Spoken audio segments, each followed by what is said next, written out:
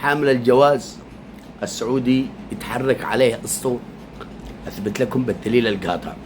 هذا الاسطول يتحرك لاجل ايش؟ السعوديين وين؟ في السودان وفي عدة بلدان. لو ما حصل جائحة ايش؟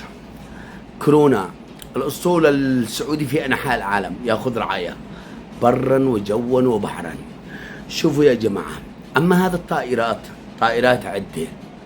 اي سعودي كل يوم هذا الامر ايزي، اي سعودي في انحاء العالم حصل له شيء وما تعالج يرسلوا له الطائرة خاصة يروحوا يجيبوه لبلده يتم علاجه في التشيك، في تركيا، في الصين، في امريكا، اينما كان. حامل الجواز السعودي مثل ايش؟ زي الظل. السعودية معه مثل الظل، معه اينما راح جوا وبحرا. شوفوا يا جماعة، ان كنت في الداخل السعودي طائرات مش الا للسعودي، انا كمقيم في السعودية او ايا كان في السعودية المسافة بعيدة يرسلوا لك هليكوبتر. بحرا اسطول، كان يقولوا الجواز الامريكي تتحرك من اجله اسطول، لا صدقوش. اللي انقذ الامريكان في السودان منهم السعوديين في انحاء العالم، كل كذب. كم يا سعودي، كم يا امريكيين في اليمن حنبوا في عدة دول، بس السعودي اينما راح السعودي معه قلبا وقالبا. حتى ما قلت لكم موضوع كورونا شيء جميل والله، في انحاء العالم جمعوا السعوديين في فنادق على خدمة السعوديين. لا تقولوا وفروا لهم كل شيء، حتى جوالات حديثة الأول لا تستخدمها. شو لا دهم، أنت مواطن سعودي، أنا يمني وأنا ما أطبقش السعودي، هذا حقيقة.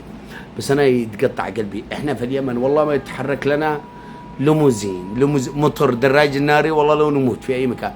وكم يا دول زينا. بس شوفوا الحكم الملكي وبالذات آل سعود، أنا معك أينما كنت. من شان كذا أشوف السعوديين في أنحاء العالم في الواقع والمواقع يقاتلون على بلدانهم، بل على الأمة العربية. يقولوا 2 مليار مسلم بيدافع عن السعودية، واتضح أن السعودية بتدافع على 2 مليار مسلم. أحداث اليمن وسعادة اليمن بلدي 90% رغم الخيانات اليمنية. على سوريا التغيرات من أمان السعودية. على لبنان جاي الوضع. على العراق. باكستان رئيس الوزراء الباكستاني قال السعودي جعلتنا عظمى، السعودي تريد كل العرب عظمى، جعلت منها نوية. فلسطين وانحلت في 2 أكتوبر. كل قضايا العالم والعرب والمسلمين السعودية. كلمة تام اسمها. شوفوا حامل الجواز الأخضر، أنا أفتخر بجوازي بحلوه ومره، أنا يمني وأفتخر.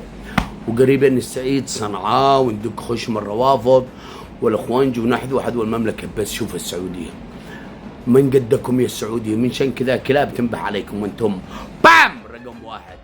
الجواز السعودي بس اللي يتحرك من أجله اسطول بري وبحري وجوي اينما كنت. عز يا المملكة، عز قسما بالله العظيم ان انتم رقم صعب. والسعودية الان بقيادة قائد الامة شيء جميل. هنا مدن افقية، هنا موسم الرياض، هنا الفن، هنا العالم. الدوري السعودي صار عالميا، العالم كله هنا، شركات عالمية هنا. السعودية اقتصاديا عز، تنوعت اقتصادها وصارت دولة يحذو بها العالم، كلها أرقام قياسية. عز يا بلدنا، كلنا تحت طاولة المملكة. عز. كنا في السابق ما نفهمش عن السعودية، وكان بأفكار أخوانجية، ما كناش عارفين. الحروب والصراعات ظهرت لنا الحقيقة، وعرفنا أن السعودية تريد لنا لملمة أيش شمل العالم. والآن كلنا السعودية، كلنا السعودية. بام شرق أوسط جديد، قربت 90 صنعاء